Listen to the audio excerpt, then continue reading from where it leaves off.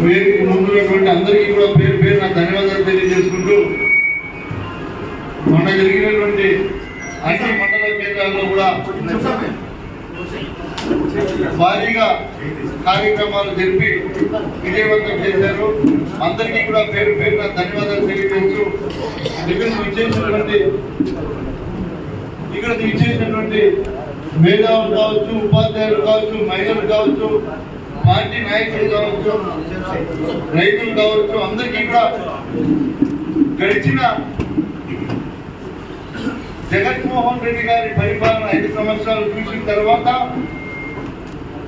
కూటమి ప్రభుత్వం అధికారంలోకి వచ్చిన తర్వాత ఈ గడిచిన 2 సంవత్సరాల పరిపాలనకు జగన్మోహన్ రెడ్డి గారి పరిపాలనకు డిఫరెన్సెస్ క్లియర్ కట్ గా కళ్ళ ముందే కనిపిస్తున్నటువంటి సంఘటన మనం చూస్తున్నాం ఈ రాష్ట్రంలో.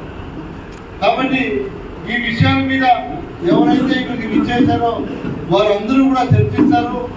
అదనంతరం నేను కూడా దీన్ని మాట్లాడతా రాష్ట్రంలో కూడా తెలియజేస్తూ ఇప్పుడు ఎవరైతే మాట్లాడతారో వారికి మైక్ ఇచ్చే కార్యక్రమం ఉంటుందని కూడా తెలియజేస్తాం. ఈ కార్యక్రమానికి విచ్చేసినటువంటి మీడియా సోదరులందరికీ కూడా పేరు పేరున ధన్యవాదాలు తెలియజేసుకుంటూ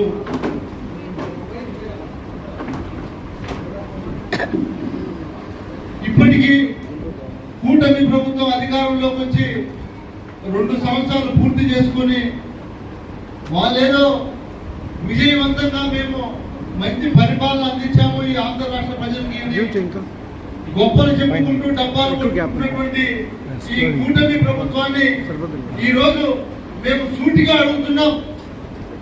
ఆనాడు జగన్మోహన్ రెడ్డి గారు 5 సంవత్సరాల పరిపాలనలో చేసినటువంటి అప్పు 3,30,000 చేస్తే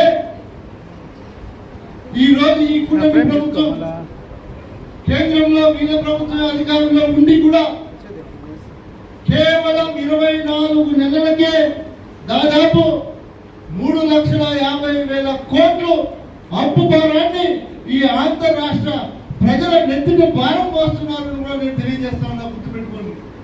ఎందుకంటే ఆ రోజు జగన్మోహన్ రెడ్డి గారు చేసినటువంటి అభివృద్ధిలో ఈ రోజు ఈ కూటమి ప్రభుత్వం 10% అభివృద్ధి చేసిందని నేను అడుగుతా ఉన్నా. 10%, కేవలం 10% అభివృద్ధి చేసిందా? ఏ గ్రామానికైనా సరే నేను రావడానికి సిద్ధంగా ఉన్నానని కూడా తెలియజేస్తా ఉన్నా.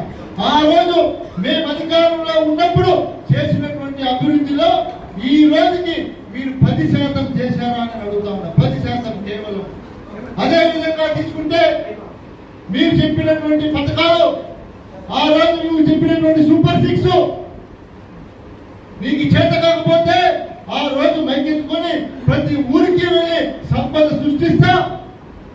కేంద్రంలో ఈ రోజు మీ ప్రభుత్వం ఉండి కూడా కనీసం నువ్వు 6 పథకాలు కూడా అమలు చేయలేకపోయినటువంటి నాయకుడుగా నిసిగ్గుగా ఈ రోజు సిగ్గుండాలని కూడా ఎందుకంటే ఆ రోజు కోవిడ్ కారణంగా, కరోనా కారణంగా 2 సంవత్సరాలు ప్రజలు భయభ్రాంతులకు గురై బయటికి రానటువంటి పరిస్థితి ఉంది. అప్పుడే నాగభూషణ్ సార్ చెప్పినట్టుగా వాళ్ళు టీచర్ గా పనిచేసే సమయంలో వాళ్ళు ఎవరు బయటకు రాకపోతే కూడా ఆ రోజు ఉద్యోగస్తులకు కూడా జీతం ఇచ్చి వాళ్ళని బాగా చూసుకున్నటువంటి ముఖ్యమంత్రి జగన్మోహన్ రెడ్డి గారు అని ఈ రోజు వాళ్ళందరూ మనం చూసాం. ప్రజలను మోసం చేసి ఈ రోజు అధికారంలోకి వచ్చిన తర్వాత కాకమ్మ కథలు చెప్పుకుంటూ ఏదో వాళ్ళకు ఉన్నటువంటి మీడియాను అడ్డం పెట్టుకుని అన్ని చేసేసాం, సూపర్ 6 అయిపోయింది. ఎవరైనా సూపర్ 6 అడిగితే 4 మందం అంటారు. నేను ఈరోజు అడుగుతున్నా, ఏ నాయకుడైనా సరే ఈ రాష్ట్రంలో ఎక్కడికి రావడానికైనా మేము సిద్ధంగా ఉన్నాం. మా నాయకుడు జగన్మోహన్ రెడ్డి గారు 5 ఏళ్లలో పరిపాలించినటువంటి పరిపాలన, ప్రజలకు అందించినటువంటి పథకాలు గుండెల్లో చిరస్థాయిగా నిలిచిపోతాయి. గుర్తుపెట్టుకోండి కూడా మీకు తెలియజేస్తా ఉన్నా. ఎందుకంటే ఈ రోజుకి మీ ప్రభుత్వం అధికారంలో వచ్చి 2 సంవత్సరాలైనా ఏ తెలుగుదేశం కార్యకర్త అయినా లేదా వైఎస్ఆర్ కాంగ్రెస్ పార్టీ కార్యకర్త అయినా కావచ్చు లేదా సాధారణమైనటువంటి వ్యక్తి అయినా సరే ఈ రోజు కూడా అమ్మఒడి పడిందా లేదా అని అడుగుతున్నాడు తప్ప నువ్వు పెట్టినటువంటి పథకం పేరు కూడా ప్రజలకు గుర్తులేదని కూడా తెలియజేస్తున్నాం మీకు ఈ సభాముఖంగా. మీరు ఆ రోజు ఏదైతే మాటలు చెప్పారో వాటన్నింటినీ కూడా పూర్తి స్థాయిలో ఫుల్ఫిల్ చేయకపోతే రాబోయే రోజుల్లో ఖచ్చితంగా ప్రజలందరూ కూడా రోడ్ల మీదకి వస్తారు. మీరు ఇచ్చినటువంటి మాట నిలబెట్టుకోవాల్సినటువంటి బాధ్యత మీ మీద ఉంది. మొన్నటికి మొన్న డిఎస్సి జరిగింది. డిఎస్సిలో ఎంత దగా మోసం జరిగిందో వాళ్ళు అడుగుతున్నటువంటి ప్రశ్నలకు ఏ ఒక్కరైనా సమాధానం చెప్తున్నారా సూటిగా అడుగుతా ఉన్నా. ఒక్కరైనా వాళ్ళ నాయకుడు కానీ మంత్రి కానీ ముఖ్యమంత్రి కానీ ఏ నాయకుడైనా ఈ రోజు డిఎస్సి బాధ్యులు ఎవరైతే ఉన్నారో వాళ్ళకు సమాధానం చెప్పే ధైర్యం ఉందా మీకు నేను అడుగుతా ఉన్నా. ఆ రోజు నిరుద్యోగ వృత్తి ప్రతి మహిళలకు కూడా ఆ రోజు ఎవరైతే ఉన్నారో యువతకు నిరుద్యోగ వృత్తి ప్రతి మనిషికి 3,000 రూపాయలు ఉద్యోగం రానటువంటి వారికి నిరుద్యోగ వృత్తి ఇస్తామని చెప్పినటువంటి ప్రగల్భాలు పలికినటువంటి వ్యక్తి నువ్వు ఈ రోజు ఇప్పటికి దాదాపు 24 నెలలు అయింది. 24 నెలలు ఇంటూ 3,000 అంటే దాదాపు 72,000 రూపాయలు నువ్వు అప్పైనావు ఆ యువకులకి. ఎప్పుడు చెల్లిస్తామని అడుగుతా ఉన్నా నేను. అంటే నీ నోటికి ఏదొస్తే అది ఊదర కొట్టుకుంటా ఎన్నికల్లో ఊదర కొట్టుకుంటా వెళ్ళిపోయి ప్రజలను మోసం చేసి ముఖ్యమంత్రి పీఠం ఎక్కిన తర్వాత నువ్వు ప్రజలను మోసం చేయాలనుకుంటే ఇది తగ్గుతుందని అడుగుతాడు చంద్రబాబు నాయుడు గారు. నీకు కేవలం నువ్వు గెలిచిన ప్రతి ఎన్నికల్లో కూడా నువ్వు గుర్తుపెట్టుకో, అందరూ కూడా గుర్తించుకోండి. ఏదో ఒకటి మోసం చేసి నవవంచనతో కుట్రతో రాజకీయాలు చేసి ప్రతిసారి నువ్వు ముఖ్యమంత్రి పీఠంలో కూర్చున్న తర్వాత నువ్వు ఆత్మ పరిశీలన చేసుకోండి. మీరు మీ పార్టీ వాళ్ళు మీరు ఆత్మ పరిశీలన చేసుకోండి. నేను మళ్ళీ చెప్తున్నా, అరే మనం ప్రజలకు ఇచ్చినటువంటి మాట ఏంటి, వాగ్దానాలు ఏంటి, వాటిని మనం కనీసం ఇచ్చినటువంటి మాటలో ఎంతో కొంతగా నెరవేర్చామా అని మీరు ఆత్మ పరిశీలన చేసుకోండి అని కూడా మీకు తెలియజేస్తా ఉన్నా. ఆనాడు ఎన్నో కష్టాలు పడి జగన్మోహన్ రెడ్డి గారు కేంద్రంతో మాట్లాడి కేంద్రంతో కొట్లాడి ఆ రోజు మన రాష్ట్రానికి మెడికల్ కాలేజీలు తెస్తే ఏదో వీళ్ళ నాన్న సొత్తుల్లాగా ప్రైవేటీకరణ చేస్తా ఉన్నారు. ఇవన్నీ కూడా ఇది ఎంతవరకు కరెక్ట్ అడుగుతా ఉన్నా నేను. చేతులైతే చేయండి, చేత కాకపోతే వదిలేయండి. రాబోయే రోజుల్లో కాబోయే ముఖ్యమంత్రి జగన్మోహన్ రెడ్డి గారు పూర్తి చేస్తా ఉన్నారు. ఈ సందర్భంగా ఈ రోజు ఈ పట్టణంలో పలమనేరు పట్టణంలో దాదాపు ఎన్నో దశాబ్దాలుగా తెలుగుదేశం అధికారంలో ఉన్నా కూడా ప్రభుత్వ పాఠశాలలు కట్టించలేకపోయారు. మేము అధికారంలో వచ్చిన తర్వాత మా ముఖ్యమంత్రి జగన్మోహన్ రెడ్డి గారిని మేము ఆనాడు ఖచ్చితంగా మా పలమనేరు నియోజకవర్గానికి పెద్ద పట్టణం 5 మండలాల కూడలి తెలుగు మరియు కన్నడ మరియు తమిళ రాష్ట్రాలకు ఉన్నటువంటి కూడల్లో మీరు పెద్ద ఆసుపత్రి కావాలంటే అప్పటికప్పుడు శాంక్షన్ చేసి కట్టించినటువంటి ఘనత జగన్మోహన్ రెడ్డి గారు.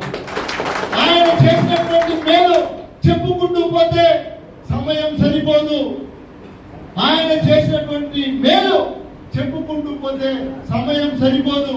కేవలం ఎల్లో మీడియాలో చంద్రబాబు నాయుడు గారు ఏదో ఈ రాష్ట్రాన్ని ఉద్ధరిస్తున్నారు అని చెప్పడం నిజం చెప్తున్నా, ఈ రాష్ట్రాన్ని మీరు శ్రీలంక కన్నా ఎక్కువగా దివాలా తీసేదానికి ప్లాన్లు వేసుకున్నారు ఈ కూటమి నాయకులను తెలియజేస్తా ఉన్నా. ఎందుకంటే ఆ రోజు జగన్మోహన్ రెడ్డి గారు 5 సంవత్సరాల్లో చేసినటువంటి అప్పు నువ్వు 2 సంవత్సరాలకి చేసావు.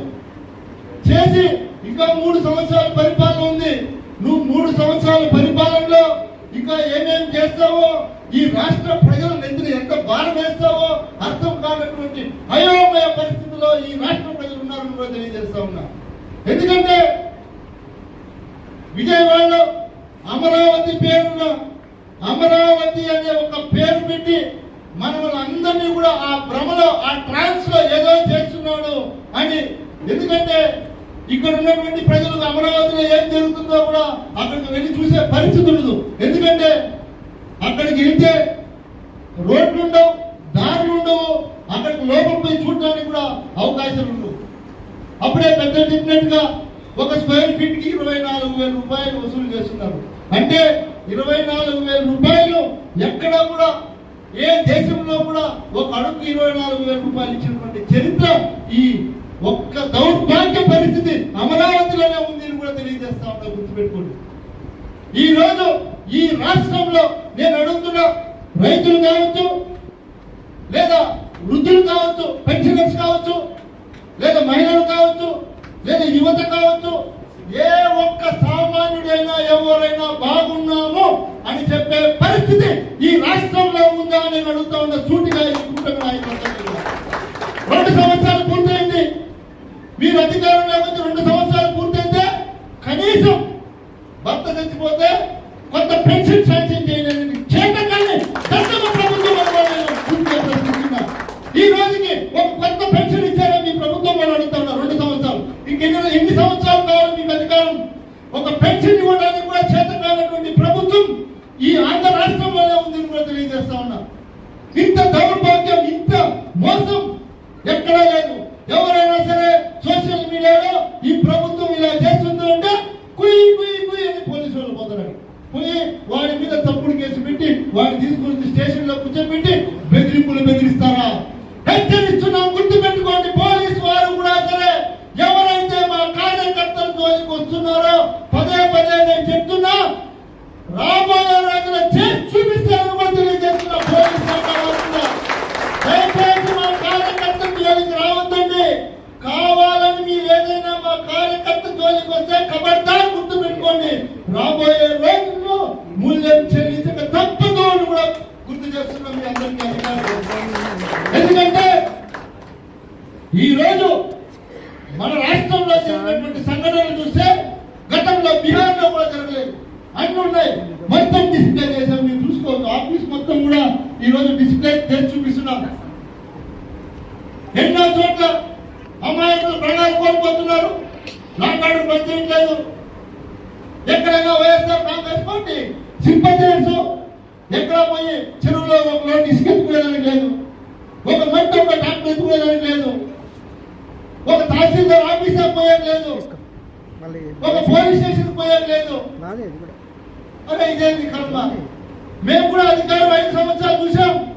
మేము ఇలా అనుకుని ఉంటే కనీసం రోడ్లో తిరిగే వల్ల మీరు అందరూ అడుగుతున్నా, నేను కనీసం రోడ్లో బయట వచ్చే వల్ల మీరు మేము ఇలా అనుకుని ఉంటే మీకు ఈ రోజు ప్రభుత్వం ప్రజలు ఇచ్చారు అంటే మీరందరూ కూడా ప్రజలకు సేవ చేయాలి, ప్రజలకు ఉపయోగపడే విధంగా చేయాలి, ప్రజలను దగ్గర చేర్చుకొని మళ్ళీ కూడా ఎన్నికల్లో మేము మంచి చేశాం అని ఓట్లు అడిగే విధంగా మీరు నడుచుకోవాలి.